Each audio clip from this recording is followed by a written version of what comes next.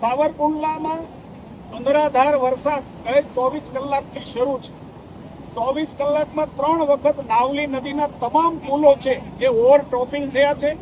મારી સાથે તંત્રના એન્જિનિયરો, નગરપાલિકાના ચીફ ઓફિસર, અમારા નગરપાલિકાના ચૂંટાયેલા પ્રતિનિધિઓ સાવરકુંડલાની અંદર સૌ મહેનતમાં છીએ, વ્યવસ્થામાં લાગ્યા છે।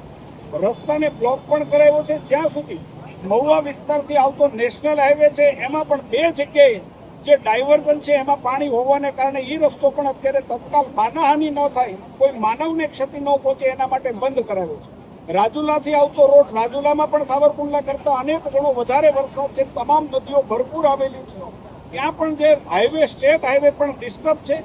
સાવરકુંડલાથી લગભગ અમરેલી તરફ પણ ખૂબ મોટા પ્રમાણમાં વરસાદ પડ્યો છે। આરએનબીના એન્જિનિયરો પણ તમામ લોકો માર્ગ ઉપર પેટ્રોલિંગ કરી રહ્યા છે। સાવરકુંડલા શહેરની અંદર પોલીસ પણ સતર્ક છે અને જે પ્રકારે વ્યવસ્થા તંત્ર કામ કરી રહ્યું છે, હું એમ માનું છું કે ધરાતલ પર આ વરસતા વરસાદની અંદર બધા જ જમીન ઉપર ઉતરી અને જે પ્રકારનું વ્યવસ્થાપન કરી રહ્યા છે, કોઈ પણ પ્રકારની જાનહાનિ ન થાય, કોઈ પણ પ્રકારના બને તો પશુને પણ કોઈ પણ પ્રકારની તકલીફ ન થાય એવા પ્રકારનું કામ તંત્ર દ્વારા પણ કરી રહ્યું છે। ખૂબ પ્રમાણમાં કુદરતની મહેરબાની છે।